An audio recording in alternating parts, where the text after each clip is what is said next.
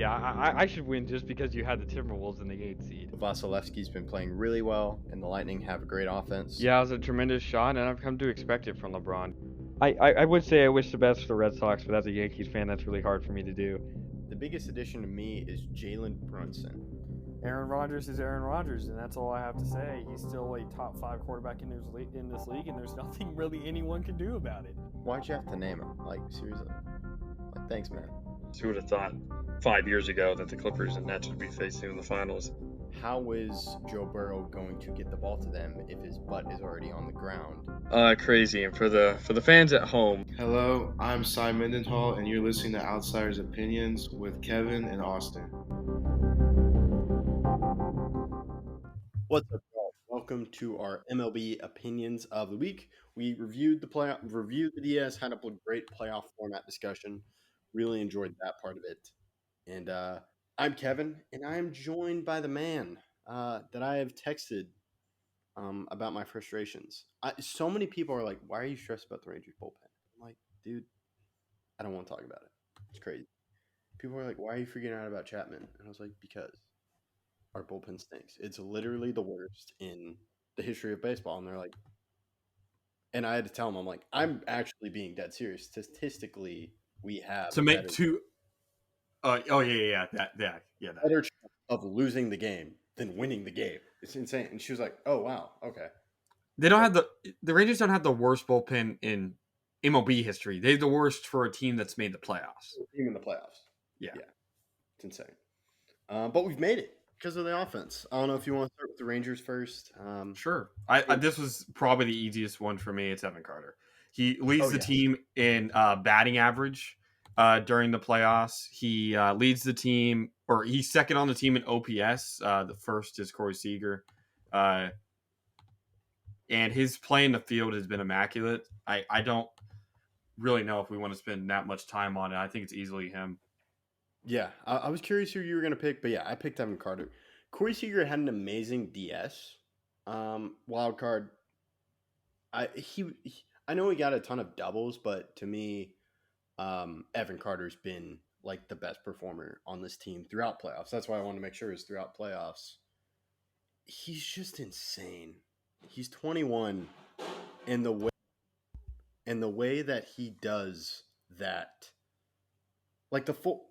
I don't know. Is there anything surprising to you about how he knows the strike zone so well?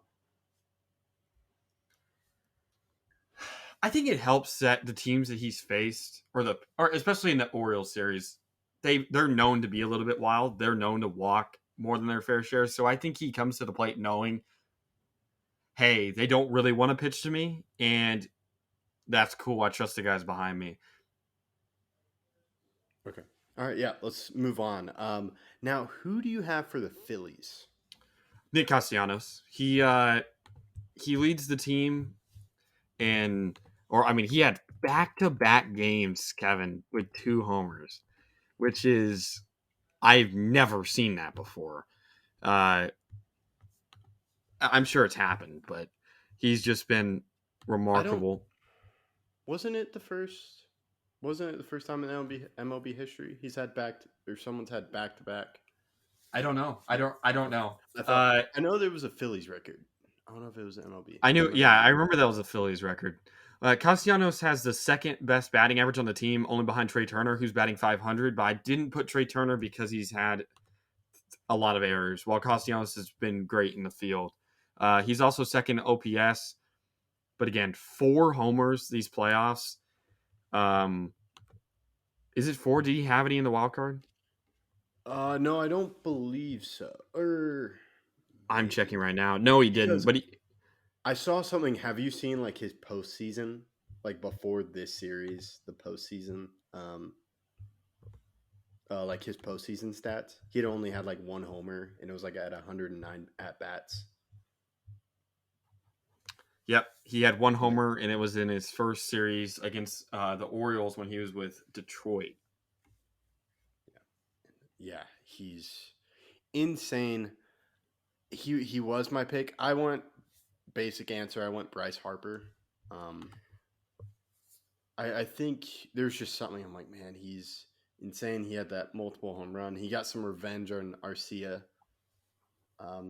But yeah, I almost went Trey Turner, but I just think Bryce Harper being on this team. I know he's third in OBP, but I just think Castellanos Yeah. has been better. Bryce Harper obviously means a lot, but like that game last night, they don't win that game without Castellanos. yeah, that's why I was like, ooh, this is tough. But yeah, Castellanos, it's been incredible. Really has. It's just the fact that they're solo homers that I think matters so much when you're winning a game 3-1 and you hit 2 solos. Like, that's your entire offense besides Trey's homer. Yeah, and the way he just, like after the Austin Riley homer, was it like the first pitch? It was Yes. just like bang, tied. And I'm like, whoa, that. And like I said, that second homer where Strider, I was telling my dad this, Strider wanted to just get through the at-bat, throwing as hard as he could. The pitch before Castellanos threw the homer was the fastest pitch he threw all night. Mhm. And it was 101, basically dead center.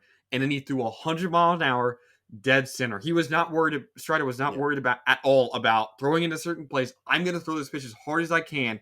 And Castellanos perfect it 112 miles an hour. He absolutely destroyed the ball. Yeah, the way he just got to it, I was like, dang, that's insane. 100 miles per hour. Because, yeah. It's not as important as the Soler homer, but it's very reminiscent for me because of how hard it was hit. Like, that ball was put into orbit. Mashed. Yeah, it was insane.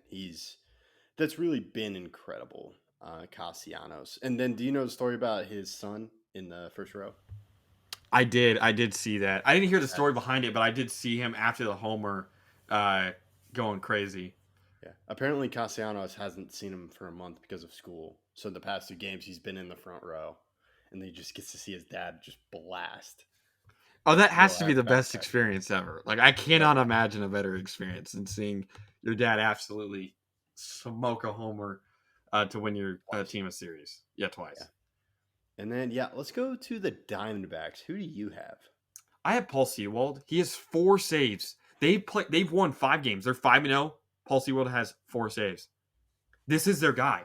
The Mariners trade away this guy while they're trying to push for the playoffs, and he was their closer. I don't understand the move. And Sewald, while they've had some good hitters, Corbin Carroll was definitely up there, really close for me. But Sewald's easily been their best player. When we talk about the impact that knowing that you have a guy, hey, the game's close, you can put in this guy. He will get a save.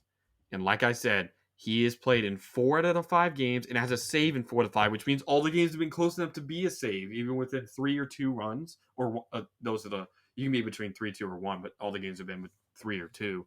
And he hasn't given up a run. He's only allowed 2 hits. He hasn't walked a batter. His whip is only 0.5, which is crazy.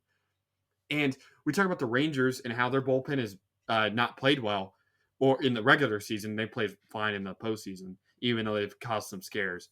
But Sewald's been so dominant. When he comes in, you know the game is over, or at least you're giving your team the best chance. So I went with Sewald because I feel like closers don't get enough praise. And again, 4 out of the 5 games, you can't play much more than that, obviously. And especially for one pitcher pitching in 4 games, remarkable.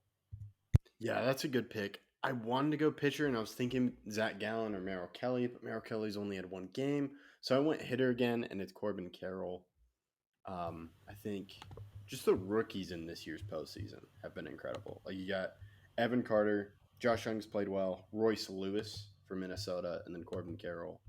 I also think there was another rookie on Diamondbacks. Maybe Gabriel. I don't know if he played last year with the Blue Jays. But yeah, I went all hitters here. But yeah, I do think Zach Gallen has been great. He just hasn't. I think he's at 11 innings pitched. Yeah, he's at 3.18 ERA. And then just to go back to the Rangers are 5-0, just like the Diamondbacks, but they've only had 1 save opportunity. Yeah, which was their offense has been incredible. Yeah, that's the reason they're here. Like, our closer gave up a 3-home run in the 9th, so and it didn't matter. Yeah, it didn't matter because of the offense. I'm like, that's why I'm stressing, because everyone's like, dude, why do you not like Leclerc? I'm like, well, he gave up a home run. Thankfully, we had 6 runs to give. Dude, I swear. What? Stress.